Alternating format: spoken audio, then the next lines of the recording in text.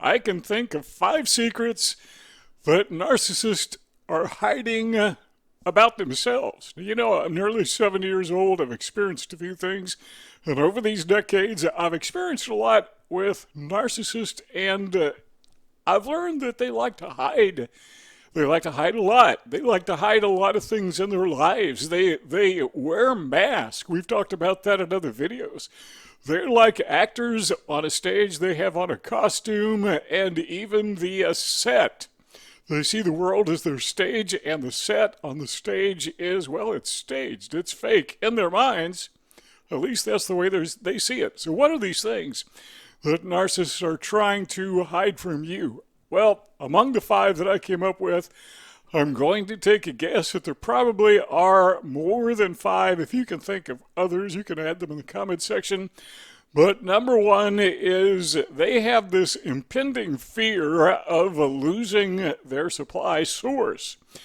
When we talk about supply, I always like to define the term so people know what we're talking about if they're new to the channel. But supply to a narcissist is anything that boosts his or her ego, and they get their supply from you. So by putting you down or taking advantage of you or whatever, however they abuse you, that builds them up in their mind. That builds up their ego. So that is supply. You are providing them supply.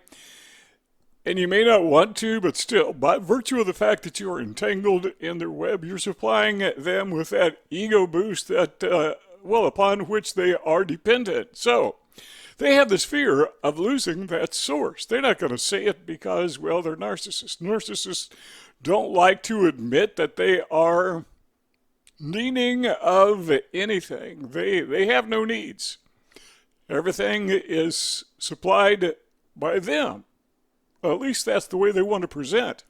That is the false image they want to put out there. But in reality, they're scared to death. They're terrified of losing you. Now, the weird thing about this is after you're completely tapped out, after they can't take any more supply out of you, then that fear of losing you turns to, well, abandonment. They discard you. I like to use the analogy of the used tissue paper. Once you're done with it, you're done with it. You don't think about it. You just throw it away. You have no idea where it went. You don't care. You know that maybe you used a tissue paper in the past, but you can't hardly even remember it. That is the way the narcissist discards you. But up until that point, they fear losing you because you provide them with those ego boosts that are so very important to the narcissist. So keep that in mind when you have this person in your life, or if you're ruminating about these difficulties that you've had with narcissists in the past, or if you happen to get yourself caught in that web in the future, keep in mind always that they have this great fear. They don't want to lose you. They want to hang on to you. And you'll notice that, in those early days or weeks when you're being love bombed and then you're being ensnared in that web, that the narcissist really likes to be around you. And you think, wow, this guy likes me. We have chemistry. We're hitting it off. Maybe a love affair. And you think, I found Mr. Right, or I found the right woman for me. When in reality, the reason they are getting close to you is so they can take advantage of you. You may not see it. I mean, it's really hard to see. We've done videos on how to see that, but it's very difficult to see. And so they don't want to lose that. They are clinging to you, not because they like you, not because they care about you, because quite frankly, they don't care about anyone but themselves and maybe a few close family members. They just don't care. So they don't want to lose you. Keep that in mind, that you're not doing yourself a favor by allowing them to take advantage of you. You're not doing them a favor by allowing them to take advantage of you. Somebody may abuse, say, for example, alcohol. Well, you're not doing them a favor by providing them alcohol. Somebody may abuse food. That's something I'm kind of have some personal experience identify with. Man, I've lost like 100 pounds, but I had this dependency on food. I guess all of us do in a sense, but worst thing you could do is feed me. And people would do it, this guy likes to eat. Let's give him some high calorie, high sugar food. Worst thing you could do to me at that point in my life was to feed me. Worst thing you can do to a narcissist if you really care about them is to play along with them, continue giving them supply. By the way, it's also the worst thing you can do to yourself. So if it hurts them and it hurts you, why would you do it? So they have this fear of losing you, the fear of losing supply. You need to know that. Number two, they don't want you to know, narcissists do not want you to know that they are hopeless failures, or at least that's the way they view themselves, typically. So they have this sense of failure, and every narcissist that I have known personally, I think with maybe one exception, actually was a failure in every sense of the word. It's what some people would call a ne'er-do-well. They never seemed to be able to make it economically or financially. They had the talent. Some of them had a lot of talent, had a lot of ability. They could easily have earned six-figure incomes, but they were so obsessed with getting supply of boosting their egos that they couldn't or wouldn't hold down a job. And so they were just failures. I mean, there's nothing you could do to help them. And silly me, I would try, But they don't want you to know that. The way that every narcissist that I know, including covert narcissists, presents himself or herself is they present themselves as stunning successes. Even covert narcissists, even when it's obvious. They do this by creating cover stories. You look at a narcissist and, the guy has no home, has no job, has no consistent source of income whatsoever, and you're wondering to yourself, how does this guy put on an air that he is or she is so wonderful, so perfect? Well, they're masking. It's an act. They're putting this on. They don't want you to know that they feel like, and that they know that they are hopeless failures. But even the narcissist that you may know who is financially successful, even still, they tend to feel like failures. That's why they're narcissists, is because they're trying to cover up. They want to present themselves, project themselves as being much better than they are. Why would anyone do that? Well, why would anybody want to boost their own ego and take supply from others to boost their own ego? Why are they obsessed with boosting their ego? What is narcissism all about? Well, basically, it's about covering up those insecurities of feeling like failures. And again, some of them really doing well financially. So they're really not failures in life. They may have decent families. They may have, the material things. They have all the trappings that we would normally associate with success. But most of the narcissists, I just said this a second ago, but most of the narcissists that I know, just the opposite. They were just, they had the ability, but they just, they were just too dependent on ego boosting. So they were hopeless failures. They don't want you to know that they know that they're in dire straits. They feel insecure. Number three, narcissists do not want you to know that they really don't care about you. They don't want you to know that. That becomes kind of obvious. At first they pretend, they put on this, this love bombing act, put on the mask of the nice guy, of your good buddy, your good friend, your pal, the individual, your true lover sometimes. They don't want you to know it's all fake. And you know what? They're really good at it. At least the ones that I had contact with. Part of the problem there was not only were they really good at faking compassion, but also I was kind of gullible. So it's really two sides of the same thing. It is them who don't care about you, and sometimes it's us who are just gullible. We're vulnerable, and they pick up on that. They think to themselves, there is an easy target, and you know what? They're right.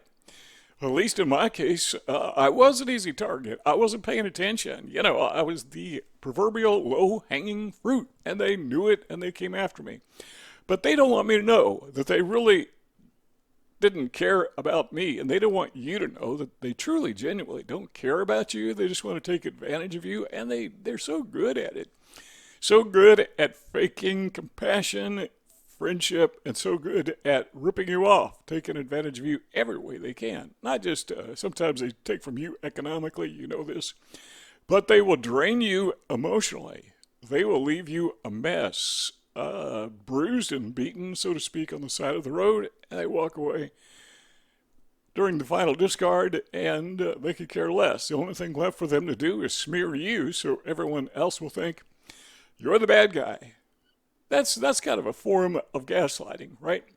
In gaslighting, if you watch the movie, in gaslighting, part of that was that the bad guy convinced others that his target, his victim, which was his wife, was mentally ill. And he could justify his actions by presenting her as having the problem. Guess what? Narcissists do the same thing to you. They will present you to others as being the person with a problem. Maybe not mentally ill, but some other problem. They don't care. They just don't care. It's as if that capacity to care is a missing component in their brain, in their mind. I think it is. To me, from what I've read, it has to do with the amygdala, and some of these people who are, they're not only narcissists, but they're psychopaths and, covert narcissists. And you can actually see it on the brain scan, that area of their brain is, it doesn't activate. It's not just that they don't care, it's that they can't care. But they don't want you to know that. They want to fake it because, well, they need you, at least for now, they need you for supply. Number 4 is they don't want you to know about those false images of themselves. Now, some of the narcissists that I have dealt with, one in particular, he had this weird self-perception that he would present to others, and, I saw right to it, but what I didn't see through was I actually believed that he believed that he was the victim of some kind of a conspiracy, government conspiracy. I thought, the poor guy, he actually believes this nonsense. Well, now that I'm able to look back and assess the situation, I understand, no, he didn't believe it either. It wasn't just that I believed he believed it, but I believed wrong because he was just using that as a false image of himself to garner sympathy or at least empathy from other people. So at least he could explain why he's a bum. Why it is he wouldn't hold down a job, because he's avoiding, the grand conspiracy, whatever it is, the Antichrist. We've talked about that before. He knew better. He didn't believe that for 1 second. He loves conspiracy theories, but he knows better. He's got to know better. Just a way to hide it. Well, you got to keep in mind that sometimes narcissists will tell the lie so often that they start to believe it themselves. They actually convince themselves. They're trying to convince others with their arguments, and after a while their arguments start to make sense. So maybe eventually the guy actually did come to a point where he believes some of that nonsense himself, but he would always use that as cover, as stage makeup, as a mask, as his costume, so to speak, to hide who he truly was. So they have this false image of themselves that they present to others, to you. They don't want you to know that's false. Sometimes it's just hard not to notice. I'm pretty sure you're not being hounded by some unknown entity. But if the narcissist, and I'm kind of repeating myself here, but if the narcissist believes it himself, that's good enough. At least he's presented to you some excuse for being a jerk. Number 5, he doesn't want you to know, or she doesn't want you to know. That is to say, the narcissist does not want you to know that you can leave. They don't want you to know that. They don't want you to know that you can actually be in control if you want to. As I look back at the narcissist in my life, there was nothing stopping me from just getting up and walking away from them. Nothing. Now, if you're working with somebody, that's different. The person at the place where you earn your income. Or if it's a family member, if you're bound to this person in holy matrimony, it may not be easy just to get up and walk away. But a lot of times you can. You can just leave. Or if not, you can be in control. You don't have to be controlled by the narcissist. Now, try to control the narcissist and see what happens. They do not like it. It's kind of like trying to tame a wild horse. they will go to all kinds of extremes not to allow you on their back. You ever watch rodeos on television? I used to do that as a kid. I haven't seen them in a long time, but you can watch them on YouTube sometime if you want to. And part of the rodeo is, what do they call that? Bull riding or whatever. The bull does not want you in control. Doesn't want the cowboy in control. He go, the bucking bull, try to get you off his back. That's what the narcissist does when you try to turn the tables. You control him or her instead of him or her controlling you. They don't like that at all. Welcome to the rodeo. So, what do you think? Am I missing something? I'm sure I am. There's got to be some other things that narcissists really don't want you to know, probably hundreds of them. But these are the 5 that stood out in my mind as I was preparing my notes for this presentation. You want to keep on talking about this? Well, you notice those 2 rectangles on the screen. Just click one or the other of those, and we'll keep our conversation going. We'll hang out as long as you want. If not, well, thanks for stopping by. See y'all later.